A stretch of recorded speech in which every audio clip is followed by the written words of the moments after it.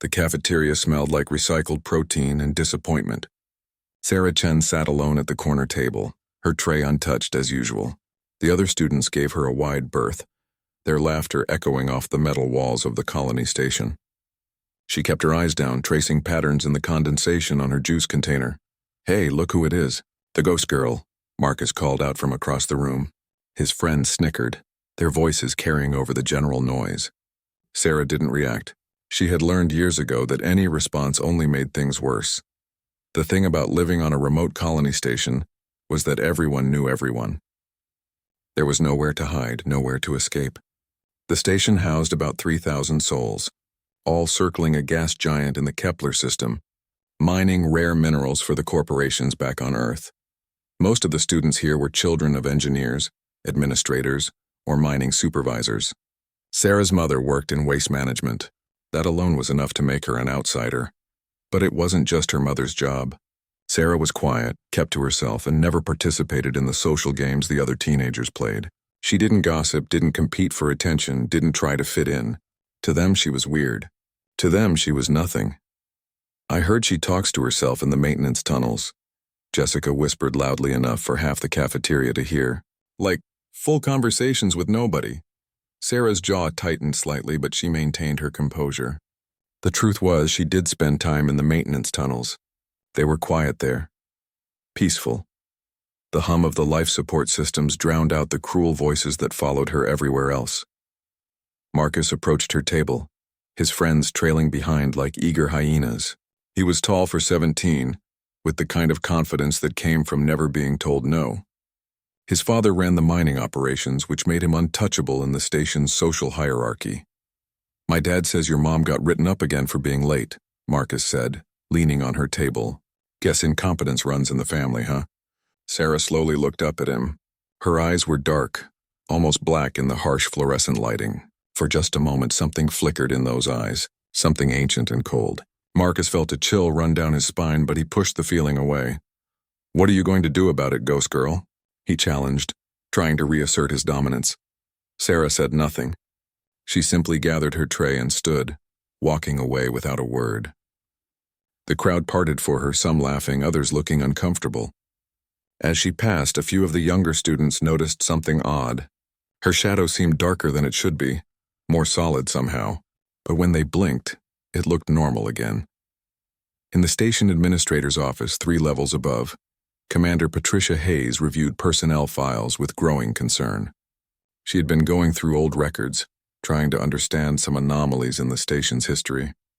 There were gaps, periods where documentation seemed thin or missing entirely, and there were references to incidents that had no follow-up reports. One file caught her attention. A civilian consultant who had been on the station briefly about 15 years ago. The woman had arrived during a crisis, stayed for 3 months, and then disappeared from all records. The file had been marked and encrypted with a level of security clearance Hayes didn't even possess. She could only see fragments. The consultant's last name had been Chen. Hayes frowned, typing commands into her terminal. The system denied her access repeatedly. Whoever this woman had been, someone very powerful wanted her history buried. Hayes made a note to investigate further and moved on to other business. Meanwhile, Sarah walked through the empty corridors toward her quarters.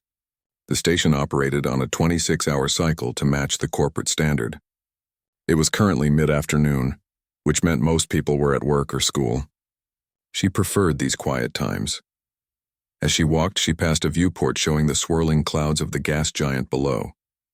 The planet was beautiful in its way, all amber and cream colors with storms larger than Earth raging in its atmosphere.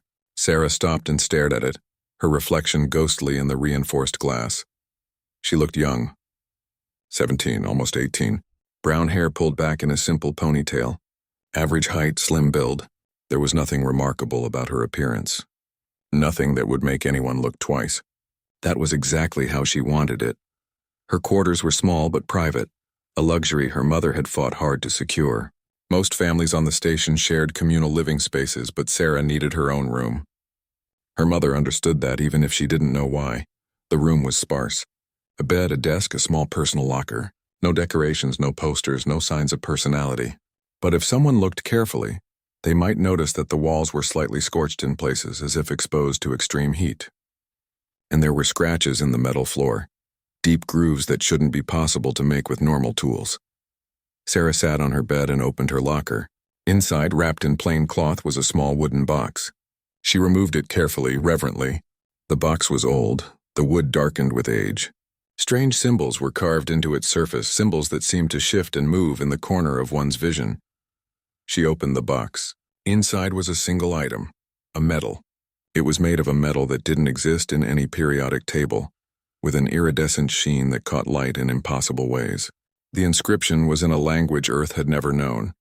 Sarah held the medal in her palm, feeling its familiar weight. Memories crashed over her like waves. Memories of battles that had raged across star systems, memories of kingdoms that had spanned galaxies, memories of a war that had ended before humanity had even discovered fire. She had been someone else then. Something else. A warrior, a champion, a weapon. The war had ended when she was the equivalent of 14 years old by human standards. Her side had won, but the cost had been everything. Her people were gone. Her world was dust, and she had been cast adrift through time and space, eventually finding herself here, on Earth, among humans. She had lived many lifetimes since then, always moving, always hiding. She had learned to suppress what she was, to pass as human. It was easier that way, safer, but sometimes in her dreams she was back there, on the battlefields, facing down armies with powers that would make gods weep. Sarah closed the box and returned it to the locker. She lay back on her bed, staring at the ceiling. Tomorrow would be another day of school, another day of insults and isolation, another day of being nobody. It was better this way, she told herself. Better to be bullied and ignored than to be feared and hunted. Outside her window, unknown to Sarah, a ship was approaching the station. A ship that wasn't on any schedule. A ship that carried passengers with questions about a legend, about a warrior who had disappeared centuries ago, about someone who had once made kingdoms tremble. The docking alarm woke Sarah from a restless sleep. She sat up, instantly alert, a habit from lifetimes she tried to forget. The station's automated system announced an unscheduled arrival at Dock 7. That was unusual. All traffic to the station was planned weeks in advance. The corporations didn't like surprises. Sarah got dressed in her standard clothing, plain gray pants and a dark shirt. She checked her tablet. It was early morning, about 2 hours before school started. Her mother would already be at work, handling the night shift changeover. Something felt wrong. Sarah couldn't explain it, but there was a pressure in the air, a tension that reminded her of the moments before battle. Her instincts, buried deep but never truly gone, were screaming at her to pay attention. She left her quarters and made her way toward the observation deck that overlooked the docking bay. The corridors were mostly empty, just a few maintenance workers and bleary-eyed night shift personnel heading home. None of them paid her any attention. She was invisible, as always. The observation deck was deserted. Sarah pressed her face close to the reinforced glass, looking down at Dock 7. The ship that had arrived was unlike anything she had seen in her time among humans. It was sleek and black, with lines that seemed organic rather than engineered. There were no visible markings, no corporate logos, nothing to identify its origin. But Sarah recognized the design. Her breath caught in her throat. It was Kael'thar, a ship from the outer reaches, from a civilization that existed in the spaces between galaxies. She hadn't seen one of those ships in over 300 years. The airlock cycled and 3 figures emerged onto the docking platform. They were humanoid, which meant they were using projection technology to blend in. Their true forms would be too unsettling for humans to witness. They wore long coats that seemed to absorb light, and they moved with a grace that suggested extensive combat training. Station security approached them, but the visitors produced some kind of credentials that made the guards back away immediately. Whatever authorization they carried, it was beyond anything the local authorities could question. Sarah's heart hammered in her chest. They were here for something specific. Ships like that didn't just appear at random mining colonies. The Kael'thar were information brokers, hunters, and occasionally assassins. They dealt in secrets that could topple empires. She needed to stay calm. There was no reason to think they were here for her. She had been careful for so long. She had left no traces, no signs of what she had been. She was just Sarah Chen. A bullied teenager on a forgotten station. Nobody important. Nobody dangerous. But as she watched, one of the visitors stopped and looked up. Directly at her. Across the distance, through the reinforced glass, their eyes met. The visitor's expression didn't change, but Sarah felt the recognition like a physical blow. They knew. Sarah stepped back from the window, her mind racing. She had maybe hours before they came for her.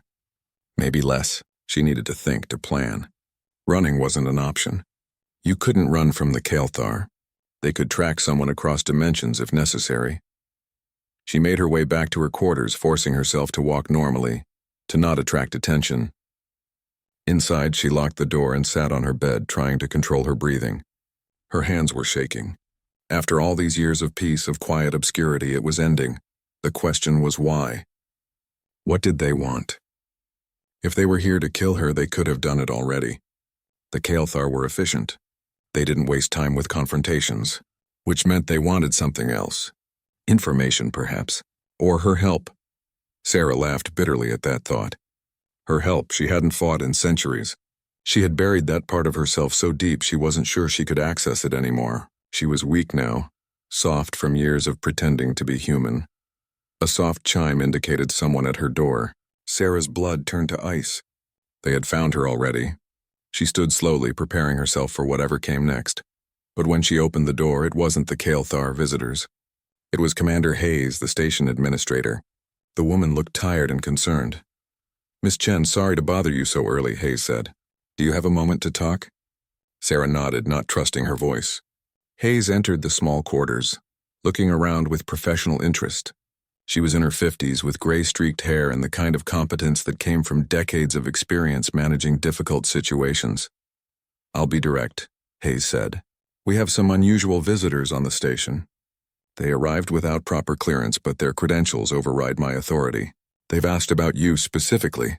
Sarah's stomach dropped. "About me? Why would anyone ask about me?" Hayes studied her carefully. "That's what I'd like to know. These people aren't ordinary travelers. My security systems can't even properly scan their ship, and when I tried to research their organization, I hit classified walls that I didn't know existed." Sarah said nothing, waiting. Hayes continued. "I also found something interesting in our archives. There was a consultant here 15 years ago. Her name was Li Chen. She helped us during a crisis we don't have proper records of anymore. The files are encrypted beyond my clearance." The name hit Sarah like a punch. Li Chen had been her mother. Her real mother. Not the woman who raised her in this life. Li had been a warrior too, one of the greatest. She had died in the final battles of the war, sacrificing herself so that others could escape. But that was impossible. Li Chen couldn't have been on this station 15 years ago. She had been dead for centuries. "I don't know anything about that," Sarah managed to say. Hayes didn't look convinced. "Miss Chen, I've been running stations for 20 years. I know when something doesn't add up. Those visitors downstairs, they're looking for someone important, someone dangerous. And for some reason, all signs point to you." Before Sarah could respond, the lights in her quarters flickered. Then they went red. Emergency lighting. A station-wide alert began blaring. Hayes's communicator crackled to life with urgent voices. "Commander, we have a situation in the lower docking bays. Some kind of containment breach. Security teams are responding, but we're getting strange readings." Hayes grabbed Sarah's arm. "Stay in your quarters. Lock the door. Don't come out until I give the all-clear." She rushed out, leaving Sarah alone with her racing thoughts. A containment breach. That wasn't a coincidence. Something was happening. Something the Kael'thar visitors had triggered or were responding to. Sarah made a decision. She couldn't hide anymore. If there was danger to the station, to the people here, including her mother, she had to act. Even if it meant revealing what she was. She opened her locker and took out the medal. As her fingers closed around it, she felt the familiar surge of power. It had been dormant for so long, but it responded to her touch like an old friend. Energy coursed through her body, awakening abilities she had forced into sleep. Her appearance didn't change, not visibly. But inside she was transforming, becoming what she had once been. The air around her began to shimmer with heat. The temperature in the room rose 10 degrees. Sarah Chen, the bullied teenager, was waking up. And with her, something that had once made entire star systems surrender rather than face her in battle. She headed for the door, then paused. In the small mirror on her wall, she caught her reflection. For just a moment, her eyes glowed with an inner fire, golden light like a dying star. Then it faded and she looked normal again. Just a girl. But appearances she knew better than anyone could be deceiving. The station shook with a distant explosion. Sarah broke into a run. The lower docking bay was chaos. Sarah arrived to find security personnel scattered across the deck, unconscious but alive. Emergency foam covered one wall where something had burned through 3 inches of reinforced steel. The air smelled of ozone and something else. Something that made her skin prickle with recognition. Rift energy. Someone had opened a dimensional tier. In the center of the bay stood a creature that definitely wasn't supposed to exist in this reality. It was roughly 12 feet tall with 4 arms ending in blade-like appendages.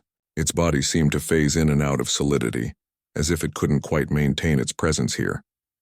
Black smoke leaked from its form, pooling on the deck. The 3 Kalthar visitors were fighting it, using weapons that crackled with energy. But they were struggling. The creature was fast, adapting to their attacks, learning their patterns. One of the visitors was already injured, green blood staining their coat. Sarah assessed the situation in seconds. This was a void spawn, a predator from the spaces between dimensions. They were nearly impossible to kill because they didn't fully exist in any single reality. The only way to stop one was to anchor it to this dimension, make it fully material, and then destroy it before it could phase out again. It was also the kind of creature that should never ever appear near populated areas. Someone had summoned it here. Someone who knew exactly what they were doing. The creature sensed her presence and turned. Its head, if you could call it that, had too many eyes. They all focused on Sarah simultaneously. Then it screamed, a sound that existed across multiple frequencies, some of them beyond human hearing. Sarah felt the scream in her bones, in her soul. It recognized what she was, what she had been, and it was terrified. Good. She stepped forward, raising one hand. The metal was still clutched in her other palm, burning hot against her skin. She didn't need weapons. Not for this. She just needed to remember. Sarah Chen, stop, one of the Kalthar visitors called out. It was the one who had looked at her from the docking bay earlier. You don't understand what's happening here. But Sarah wasn't listening. She was focused on the void spawn, on the way it moved, on the pattern of its phasing. She had fought these things before during the war. She had killed dozens of them. The knowledge was still there, buried but accessible. She moved. To the security cameras, it would look like she simply disappeared and reappeared 20 feet away. But in reality, she had moved faster than human eyes could track, her body remembering combat speeds that violated several laws of physics. The void spawn lashed out with all 4 blade arms. Sarah ducked under the first 2, deflected the third with her forearm and caught the 4th. Her hand closed around the blade, and where she gripped it, the creature's form solidified. The blade became real, material, trapped in this dimension by her touch.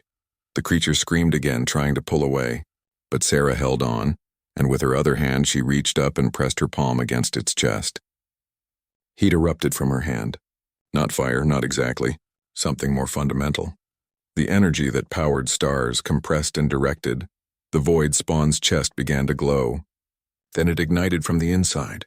The creature's scream cut off abruptly as its entire form was consumed, pulled fully into this dimension just so it could be destroyed.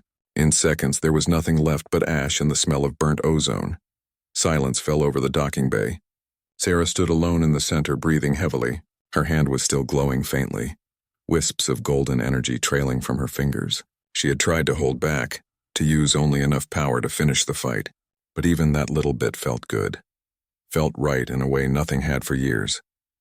The 3 Kalthar visitors approached cautiously. They kept their weapons ready but not aimed at her. Smart. Now that she had started to wake up, she was probably the most dangerous thing on this station. We need to talk, the lead visitor said.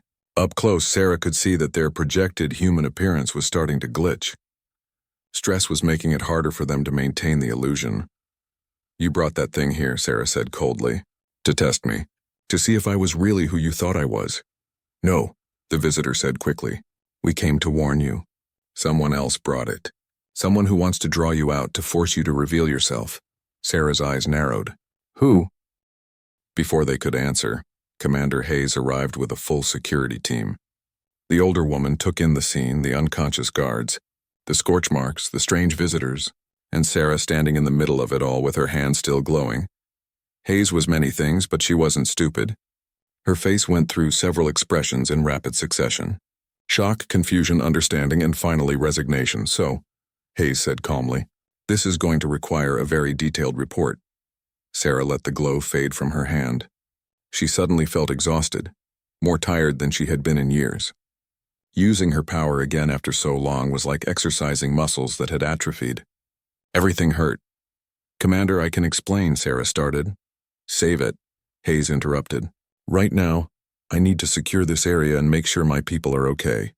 Then you and I are going to have a very long conversation. Along with your friends here, she gestured to her security team. Get medical teams down here. Scan for any atmospheric contaminants. And someone figure out what the hell burned through my wall. As the security personnel scrambled to follow orders, Hayes turned back to Sarah. Her expression was hard to read. For what it's worth, thank you for protecting my station. But we both know you're not just some quiet teenager, are we? Sarah shook her head slowly. No, Commander. I'm not? One of Hayes's communicators chirped. She answered it, listened for a moment, and her face went pale. When? Where? She looked at Sarah. We have another problem. The school level. Someone is holding students hostage. Sarah's blood ran cold. Who? We don't know. They appeared out of nowhere, apparently.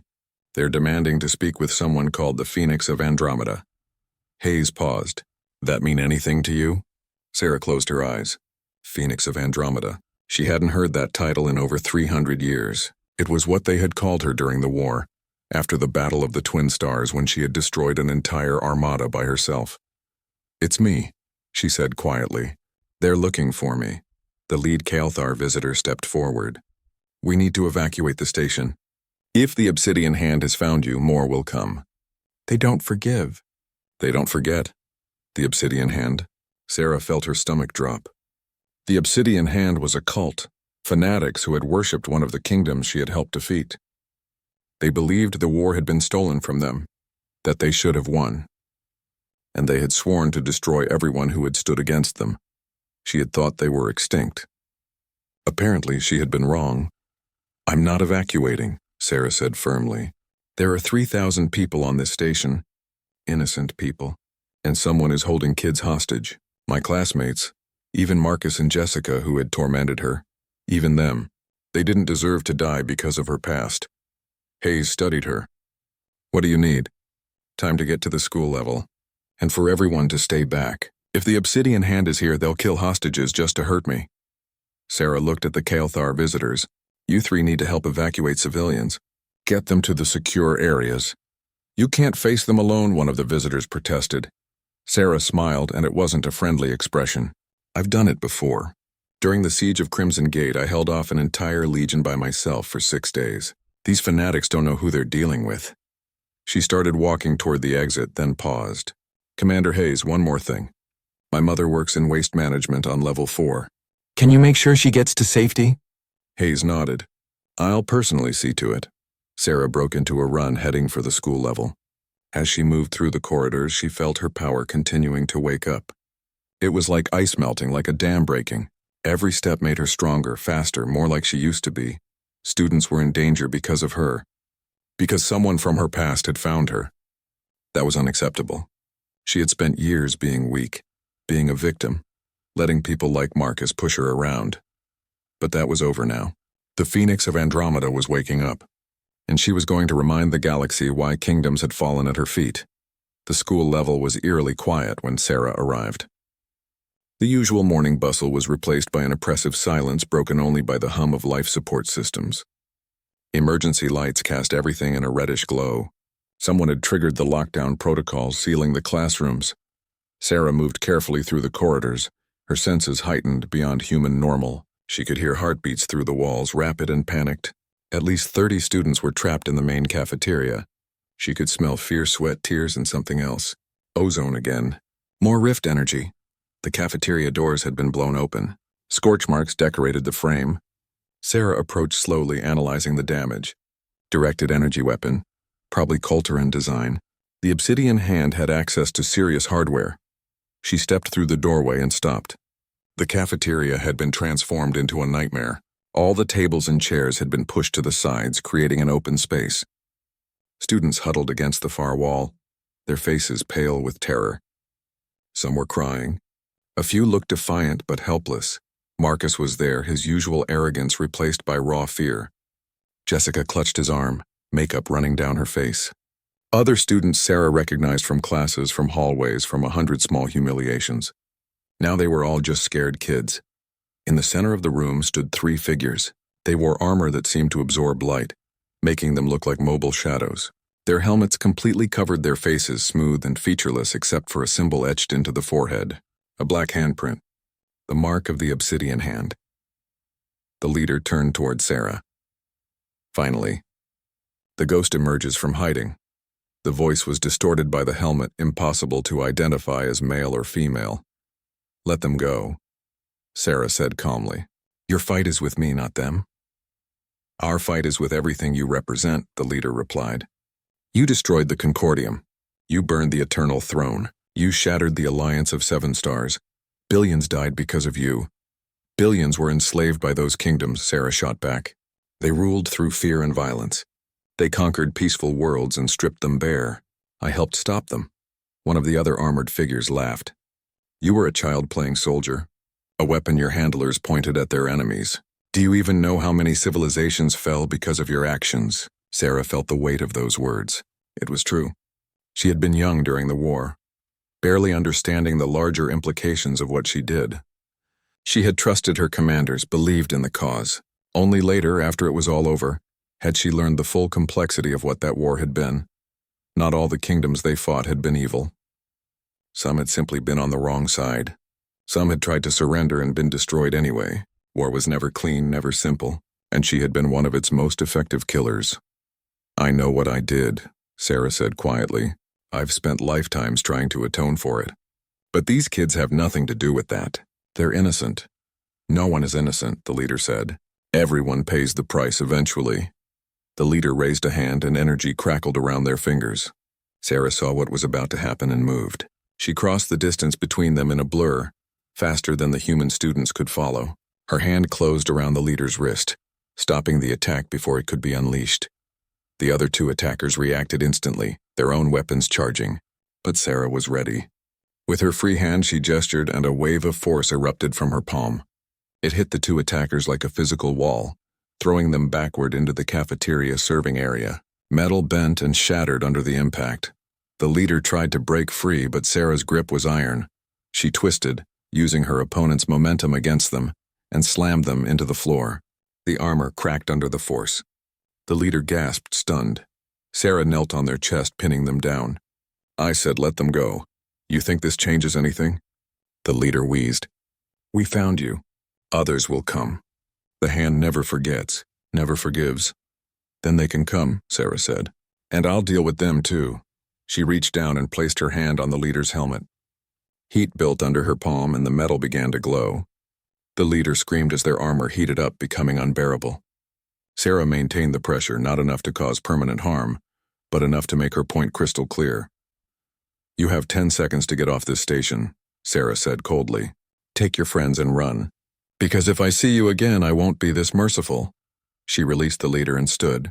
The 2 other attackers had recovered and were advancing again.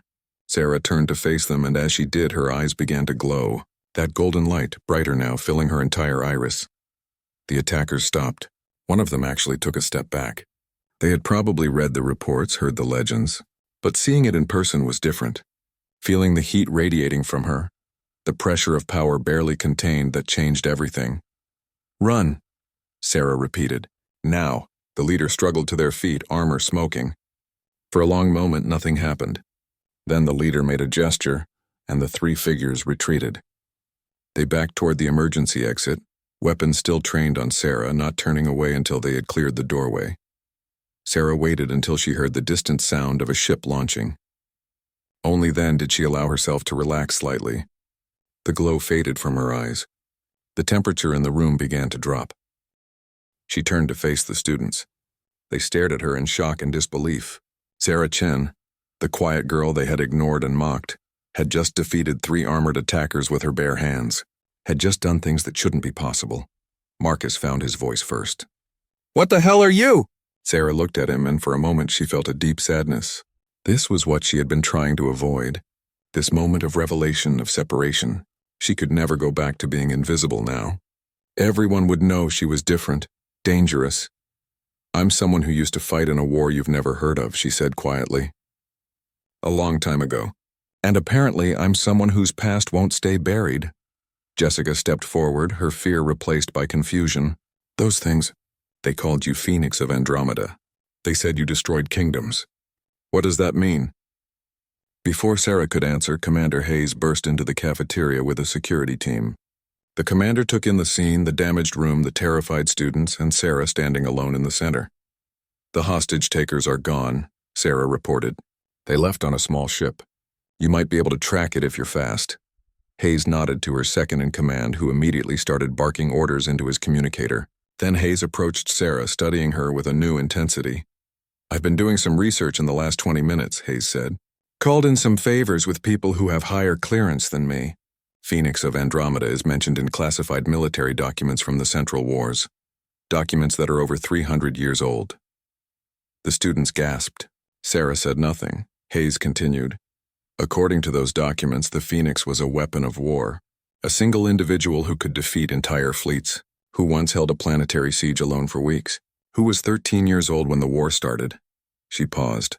"Who disappeared when the war ended and was never seen again. 300 years? Marcus said. "That's impossible. She's our age. She's just a kid." "I'm not exactly human," Sarah said. "My species ages differently. 300 years for me is like 30 for you, and I've spent most of that time hiding, trying to forget what I was." One of the younger students, a girl named Amy, who had always been kind to Sarah in small ways, spoke up. "You saved us. You could have run away, but you came back to help." Sarah looked at Amy, surprised. "You're my classmates. Even if you don't like me, I wasn't going to let you die." "Don't like you?" Amy said. "Sarah, we don't even know you. You never talk to anyone. You always seem so distant." "Because I was afraid," Sarah admitted. "Afraid of getting close to people. Afraid they would ask questions I couldn't answer. Afraid my past would catch up and hurt innocent people. Like it just did." The room fell silent. Some students looked ashamed, probably remembering the times they had participated in mocking her. Others looked curious, fascinated by this revelation. And a few, like Marcus, still looked scared. Hayes cleared her throat. "All right, everyone needs to be checked by medical and give statements to security. Sarah, you're coming with me. We need to talk about what happens next." As the students filed out, many of them cast backward glances at Sarah. She could feel their fear, their curiosity, their confusion. Everything had changed. She was no longer the invisible girl. She was something else, something that both saved them and endangered them. The last student to leave was Marcus. He paused at the doorway, looking back at her. "I'm sorry," he said quietly, "for all the things I said." "I didn't know." "You shouldn't have said them anyway," Sarah replied. "But I accept your apology." He nodded and left. Sarah was alone with Commander Hayes and the security team. Hayes dismissed the security personnel with a gesture, leaving just the two of them. "So," Hayes said, "what now?" "That cult will come back, probably with more people. This station isn't equipped to handle that kind of threat." Sarah nodded. "I know I need to leave. Draw them away from here. And go where? You've been hiding for 3 centuries. Clearly hiding doesn't work anymore." Sarah had been asking herself the same question. Where could she go? What could she do? She was tired of running, tired of hiding, but she was also terrified of becoming what she used to be. "A weapon, a killer. I don't know," she admitted, "but I can't stay here. Every moment I'm on this station, everyone here is in danger."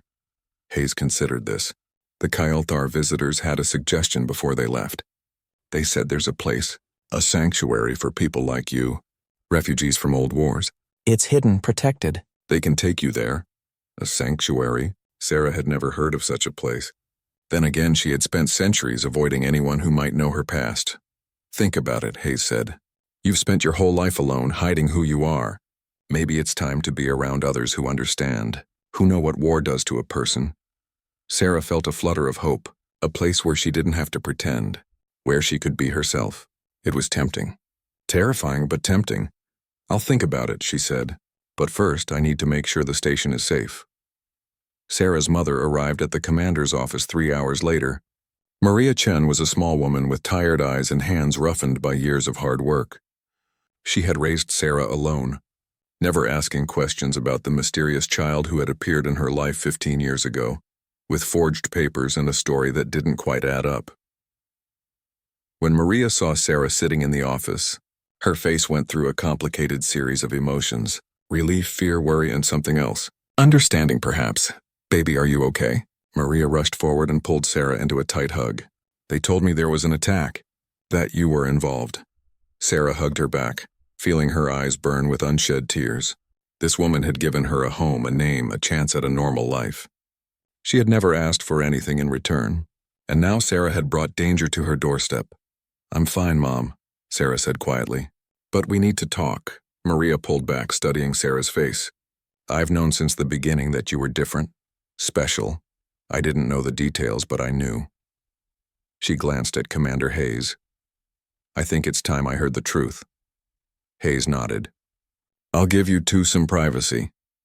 She left the office, closing the door behind her. Sarah took a deep breath and began to explain. She told Maria everything. About the war, about her people, about what she had been. She talked about the battles, the victories, the terrible things she had done in the name of a cause she had barely understood. She explained why she had hidden for so long, why she had tried so hard to be normal. Maria listened without interrupting. When Sarah finished, silence filled the office. Sarah couldn't read her mother's expression. Finally, Maria spoke. "When you came into my life, I was at my lowest point. I had lost my husband, lost my career, lost everything. I was working waste management on this forgotten station, wondering what the point of it all was." She reached out and took Sarah's hand. Then this strange girl appeared with obviously fake documents and a story about being an orphaned refugee. "And I decided I didn't care. I decided you needed help and I needed someone to help." "I'm sorry I lied to you," Sarah said. "You didn't lie. You protected yourself and you protected me. If I had known what you really were, I might have acted differently. People might have noticed. Your secret might have gotten out sooner." Maria squeezed her hand. "You gave me 15 years of being a mother again. That's not something I regret." Sarah felt tears rolling down her cheeks. "But now I have to leave. The people who attacked today, they're just the beginning. More will come. I can't let you get hurt because of me. Where will you go?" "There's a place. A sanctuary for people like me. The Kael'thar visitors told Commander Hayes about it. I don't know much about it, but it might be somewhere I can be safe, where I can figure out what to do next." Maria was quiet for a long moment. Then she said something unexpected. "What if you stopped running?" Sarah blinked. "What?" "You've spent 300 years hiding, pretending to be something you're not. What if you stopped? What if you stood and faced whoever comes?" "I can't. I'm trying not to be that person anymore. The Phoenix of Andromeda killed thousands. I don't want to be a weapon again." "Baby, you were never just a weapon," Maria said firmly. "From what you've told me, you were a child forced into a war. You did what you thought was right. Yes, people died. That's what happens in war. But you also saved people. You fought against slavers and tyrants. That counts for something." Sarah wanted to believe that. But the weight of all those deaths sat heavy on her soul. "I'm afraid," she admitted. "Afraid that if I start fighting again, I won't be able to stop. That I'll become the monster they wanted me to be." "Then don't fight alone," Maria said. "Find allies.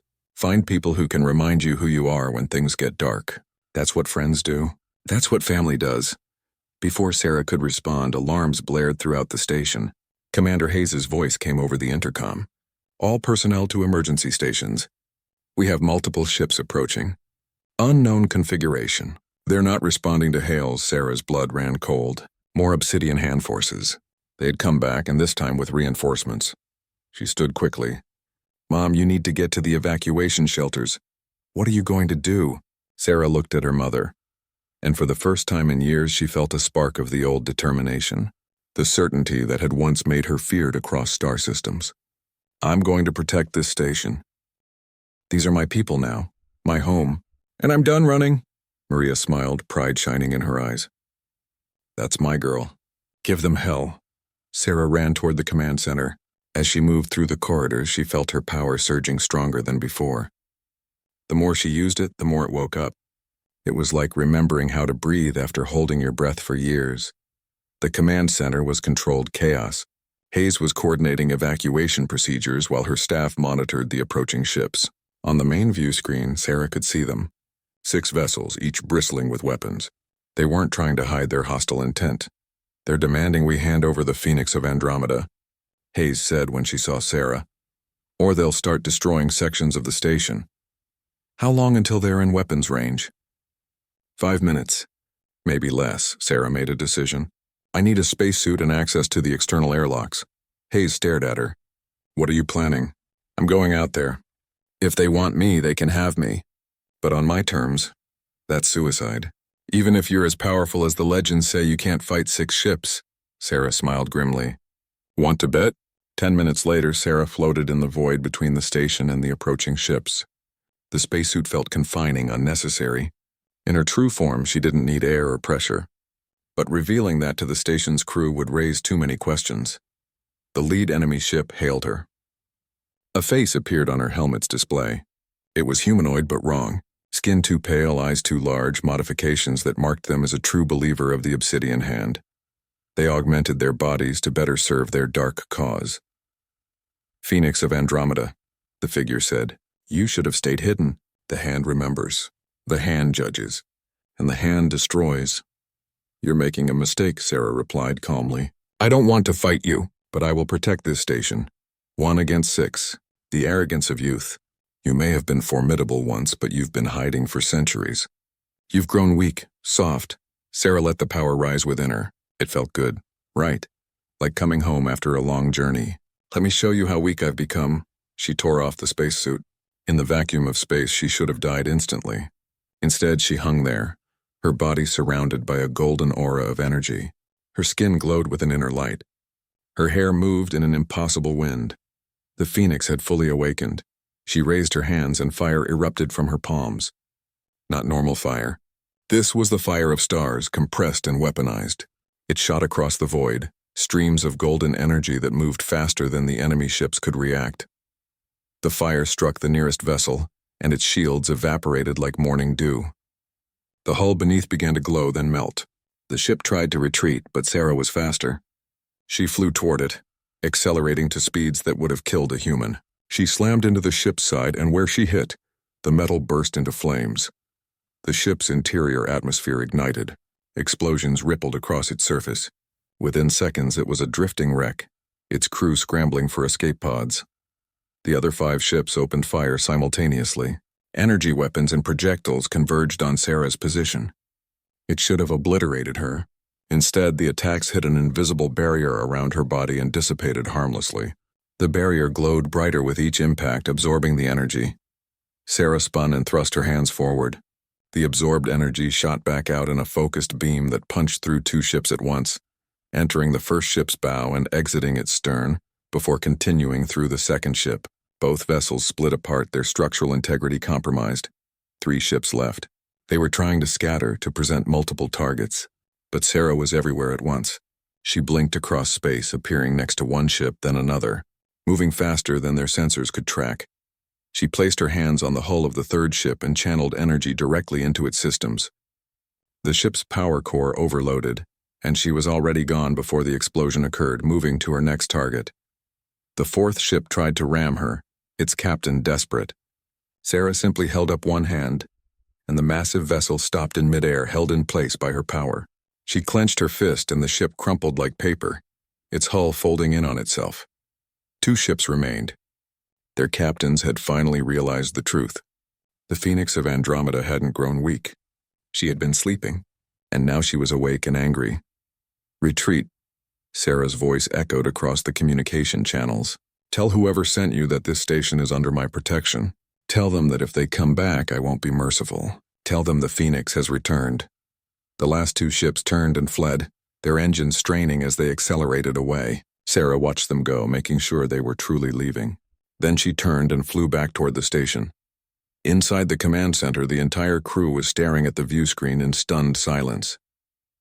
They had watched Sarah dismantle 6 warships in under 3 minutes. The external cameras had captured everything. There would be no hiding what she was now. No pretending she was just a normal girl. Hayes was the first to speak. "Well, that was impressive.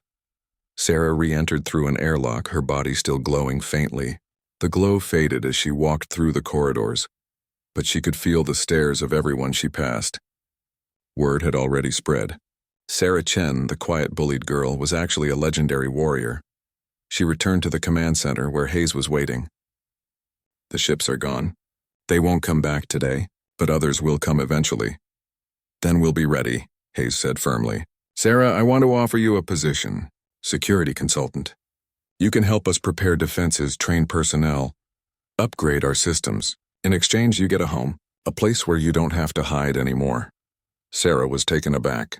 You want me to stay? After what you just saw? I saw someone protect 3,000 innocent people from certain death. I saw someone who could have destroyed those ships with their crews, but instead gave them a chance to surrender. That tells me everything I need to know about who you really are. Sarah felt something warm bloom in her chest.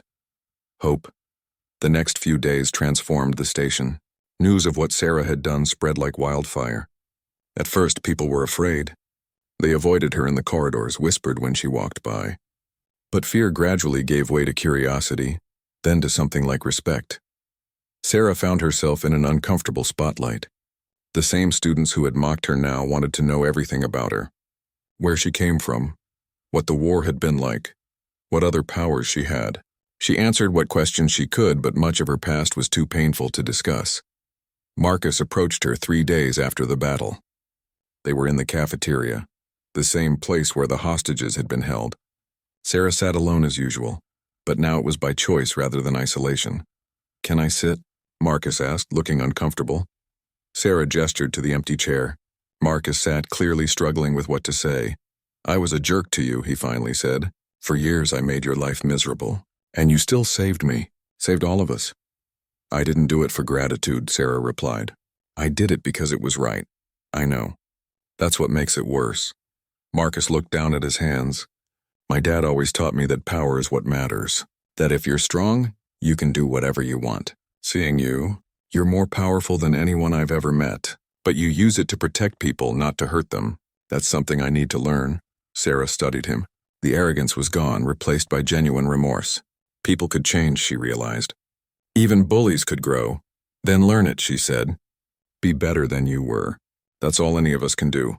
Marcus nodded and left. Sarah watched him go, feeling something shift inside her. Forgiveness, perhaps, or at least the beginning of it. Jessica came next with Amy and a few other students. They asked if Sarah would teach them self-defense. Not her powers, which they understood were unique to her, but basic techniques. How to stay calm under pressure. How to protect themselves, Sarah agreed. She started running informal training sessions in the station's small gymnasium. It felt strange at first, being a teacher rather than a weapon, but she discovered she liked it. Watching the students learn, seeing them gain confidence, it reminded her why she had fought in the first place. To protect people, to give them a chance to live free. Commander Hayes made good on her offer. Sarah officially became a security consultant, with access to the station's defense systems. She spent hours analyzing their vulnerabilities, proposing upgrades, training security personnel. Her knowledge of military tactics and alien technology proved invaluable. But at night, alone in her quarters, doubt crept in. The Obsidian Hand wouldn't give up. They were fanatics, true believers in a dead cause. More would come, stronger forces, and eventually the station's defenses wouldn't be enough. The Kelthar visitors had left a communication device before departing. Hayes gave it to Sarah one evening. It was a small crystal that pulsed with soft blue light. They said to use this if you need help, Hayes explained, or if you decide to take them up on their offer about the sanctuary. Sarah held the crystal, feeling its gentle warmth. A sanctuary, a place where she could be herself without endangering others. It was tempting, but it also felt like giving up, like abandoning the home she had found here. 2 weeks after the battle, sensors detected another ship approaching. Everyone tensed, preparing for another attack. But this ship was different. Smaller, sleeker, and broadcasting a diplomatic code. The ship requested permission to dock, identifying itself as an envoy from the scattered coalition. Sarah's heart skipped a beat. The coalition had been her side during the war. Her allies. She hadn't had contact with them in centuries. Commander Hayes looked at Sarah questioningly. Sarah nodded. Let them dock. I'll go meet them. The envoy was a being Sarah recognized by species, if not individually. A Velkari, tall and elegant with skin that shimmered through different colors. They wore formal robes that marked them as a diplomat of high rank. Phoenix of Andromeda, the Velkari said, bowing formally. I am Ambassador Thelnara. It is an honor to finally find you after so long. Why were you looking for me? Sarah asked warily. Because we need you, Thelnara said simply. The war may have ended centuries ago, but its consequences ripple still. The obsidian hand is just one symptom. There are others. Warlords using leftover war technology. Slave markets dealing in weapons you helped create. Entire sectors destabilized by the power vacuum your victories created. Sarah felt the weight of guilt settle on her shoulders. I tried to leave all that behind. We know, and we don't blame you for wanting peace. You were a child soldier, used by adults who should have protected you instead. But Sarah, the galaxy needs the Phoenix again, not to fight but to heal, to help undo some of the damage. How? Thelnara pulled up a holographic display. It showed a map of a region Sarah recognized, the Outer Rim sectors where some of the worst fighting had occurred. These worlds are suffering, not from active war but from its aftermath. We're trying to help, but we lack the knowledge, the insight. You fought in these places. You know the weapons that were used, the tactics that were employed. You could help us find and neutralize the dangers that remain. Sarah looked at the map, at the worlds highlighted in red. Danger zones, places where people were dying because of a war that had ended before they were born. You're asking me to become a soldier again? No, Thelnara said firmly. We're asking you to become something better. A protector, a guide, someone who can use her knowledge and power to save lives instead of taking them. Sarah thought about the students she had been training, about Maria, who had encouraged her to stop running, about Commander Hayes, who had offered her a home despite knowing what she was. I can't leave the station undefended, Sarah said slowly. The obsidian hand will come back. Then let us help defend it, Thelnara said. The coalition can provide resources, personnel, better defensive systems. We can make this station a fortress, and in exchange you occasionally travel with our peacekeeping teams, not as a weapon but as an advisor. It was a compromise, a way to help without abandoning her new home. Sarah wanted to say yes, but something held her back. I need to think about it, she said. Thelnara nodded graciously. Of course. Take what time you need. I'll remain on the station for a few days if you wish to discuss it further. That night, Sarah couldn't sleep. She stood at the viewport in her quarters, staring out at the stars. So many worlds out there, so many people affected by choices she had made as a scared teenager. Her mother found her there. Maria had a way of knowing when Sarah needed her. Can't sleep? Maria asked gently. They want me to go back, Sarah said. Not to fight, but to help clean up the mess I helped make. Part of me wants to say yes, but another part is terrified. What if I become that person again? What if I start seeing problems that can only be solved with violence? Maria was quiet for a moment. Do you remember when you first came to live with me?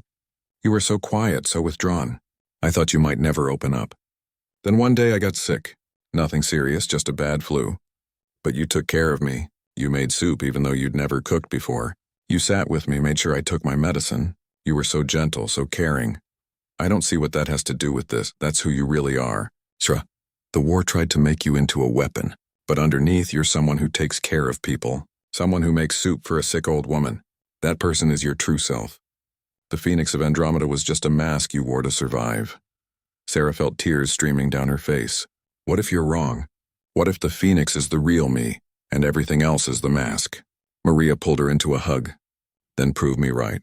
Go out there and show the galaxy that the Phoenix can be something other than a weapon of war. Show them that she can be a light that guides people home instead of a fire that destroys them. Sarah clung to her mother, letting herself cry for the first time in years. All the pain, all the guilt, all the fear came pouring out, and Maria just held her, whispering that everything would be okay. The next morning, Sarah sought out Ambassador Thelnara. The Velkari was in the guest quarters reviewing reports on a holographic display. I'll do it, Sarah said without preamble. I'll help the coalition. But on one condition. This station gets full defensive upgrades and a permanent security detail. I won't leave these people vulnerable. Thelnara's skin flashed a color that Sarah recognized as joy. Done. We'll have the first shipment of defense systems here within a week. And I think you'll be pleased to know that we've already identified a potential first mission. What kind of mission? There's a world called Terminus 7. During the war, it was a supply depot. Now it's been taken over by weapons dealers selling illegal military hardware. We need someone who can identify the most dangerous items, help us secure them before they fall into the wrong hands. No combat necessary, just knowledge and expertise. Sarah considered this. It sounded reasonable, low risk. I'll need to bring someone with me, someone to keep me grounded. Of course. Who did you have in mind? Sarah smiled. I know just the person. Later that day, Sarah found Amy in the library. The younger girl was studying for an exam, her face scrunched in concentration. When she saw Sarah, she smiled brightly. Hey Sarah, what's up? How would you like to go on an adventure? Sarah asked. 3 months later, Sarah stood on the observation deck of the coalition vessel Harmony's Light, watching Terminus 7 grow larger in the viewport. Amy stood beside her, eyes wide with excitement and nervousness. The station had indeed been transformed into a fortress. Coalition defense systems ringed it in layers of shields and weapons platforms. A permanent security team of 20 trained personnel now called it home. Maria had been moved to better quarters, with Sarah making sure her mother was comfortable and safe. The students, particularly those Sarah had been training, had formed a volunteer defense corps. Marcus led them, his natural leadership abilities finally channeled toward something positive. Jessica worked with Commander Hayes on coordination and logistics. The community that had once ignored Sarah now rallied around her legacy, but Sarah herself had changed most of all. She no longer hid who she was. The Phoenix of Andromeda walked openly now, neither a weapon nor a frightened refugee. She was something new, a protector, a teacher, a bridge between the dark past and a hopeful future. Are you scared? Amy asked quietly as they approached Terminus 7. Terrified, Sarah admitted, but that's okay. Fear means you understand the stakes. It keeps you careful. Amy had proven to be the perfect choice for a companion. She was smart, observant, and most importantly, she saw Sarah as a person rather than a legend. When Sarah's thoughts grew dark or her guilt threatened to overwhelm her, Amy was there with a joke or a reminder of the good they were doing. The mission on Terminus 7 went smoothly. Sarah identified the most dangerous weapons, the ones that could destabilize entire systems. The coalition peacekeepers secured them without violence. The weapons dealers, seeing the force arrayed against them, surrendered peacefully. Sarah's reputation did most of the work. No one wanted to fight the Phoenix of Andromeda, but it was what happened after the mission that mattered most. As the weapons were being cataloged, Sarah noticed a young girl among the dealer's captives. She couldn't have been more than 12, with burns on her arms and vacant eyes. A child soldier, Sarah realized. Just like she had been, Sarah knelt beside the girl. What's your name? The girl didn't respond at first. Then quietly, Kira. Kira, would you like to come with us? We can find you somewhere safe, somewhere you don't have to fight anymore. Kira looked up and Sarah saw her own past reflected in those haunted eyes. There's nowhere safe. War follows me. I thought that too, Sarah said gently, for a very long time. But I was wrong. There are safe places, people who care. You just have to let them help you. Over the next hour, Sarah convinced Kira to come with them.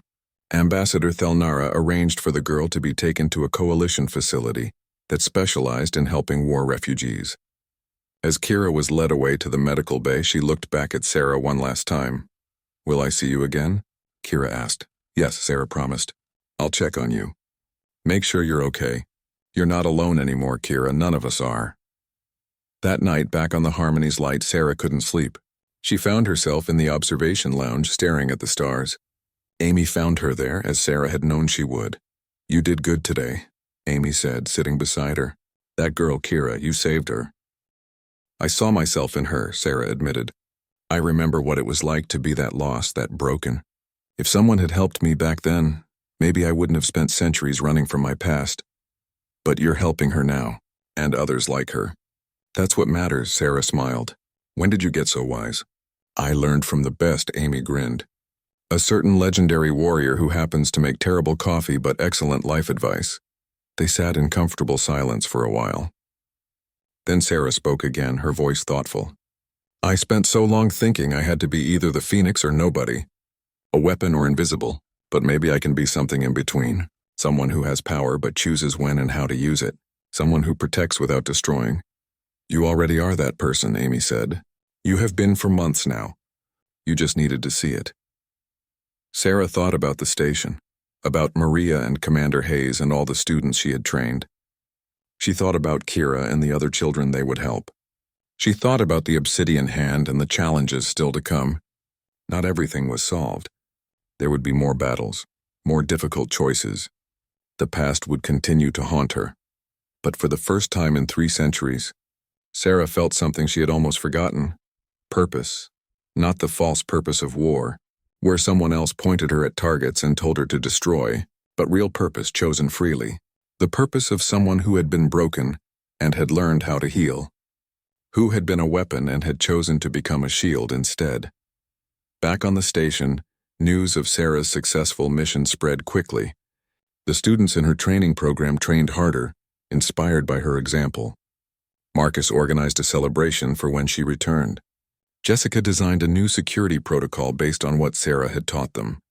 Even the adults, initially skeptical of relying on a teenager for their defense, began to see her as a leader. Maria received a message from Sarah on her personal communicator. It was simple, just a few words, but they made her cry happy tears. Thank you for believing in me when I couldn't believe in myself. I'm finally becoming who I was meant to be. Love, Sarah.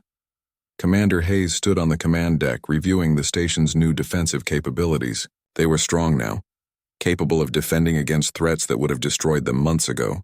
But the real strength wasn't in the weapons or shields. It was in the community that had formed. People who had once been divided by class and job status now worked together, united by a common purpose. A message came through from Coalition Command.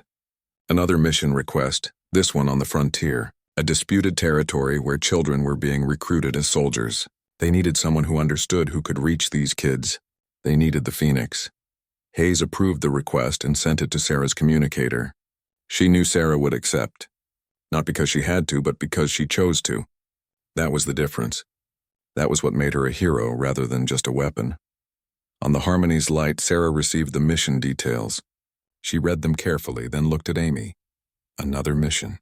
More kids who need help. Then let's go help them, Amy said simply. Sarah activated her communicator. Ambassador Thelnara, this is Phoenix of Andromeda. Mission accepted. We'll depart for the frontier as soon as repairs are complete. As she closed the channel, Sarah looked out at the stars again. Somewhere out there, the obsidian hand was planning their next move. Somewhere out there, weapons dealers were profiting from old wars. Somewhere out there, children were being forced to fight battles they didn't understand. But somewhere out there, people were also fighting back, building communities, helping each other, choosing peace over violence. And now Sarah was part of that. Not a weapon, not a victim, but a protector, a teacher, a force for good in a galaxy that still needed healing. She thought back to that day in the cafeteria when she had sat alone, invisible and afraid. That girl was gone now. In her place stood someone stronger. Not because of her powers, though those remained formidable, but because she had learned the hardest lesson of all. Power wasn't what defined you. Choices did. And Sarah Chen, the Phoenix of Andromeda, had chosen to be more than what war had made her. She had chosen to be herself. The ship's engines hummed as they prepared to jump to faster-than-light travel. Sarah felt a familiar tingle of anticipation. Not the bloodlust she had once known before battle, but something better. The excitement of knowing she was going to make a difference. The satisfaction of using her strength to protect rather than destroy. Amy squeezed her hand. Ready? Sarah squeezed back. Ready. The stars stretched and blurred as the Harmony's light leaped forward. Behind them, the station continued to grow stronger, a beacon of hope in the darkness.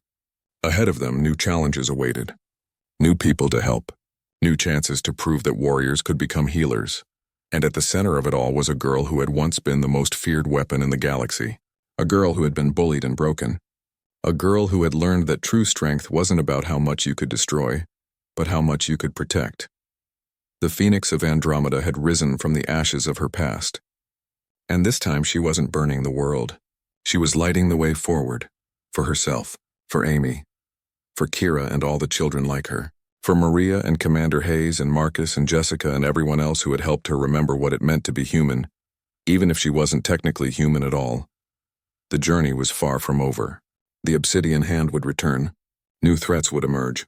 The scars of old wars would take generations to heal. But Sarah no longer faced these challenges alone. She had friends, family, a home worth fighting for, and most importantly, she had hope. The ship carrying Sarah and Amy disappeared into the vastness of space. A single point of light among countless stars. Just one person trying to make a difference. But sometimes that was enough. Sometimes one person could change everything. After all, she had done it before. She had helped end a galactic war. Now she would help build the peace that followed. The Phoenix of Andromeda had finally found her true purpose. Not in destruction, but in protection. Not in war, but in healing. Not in hiding, but in standing tall. And the galaxy would never be quite the same.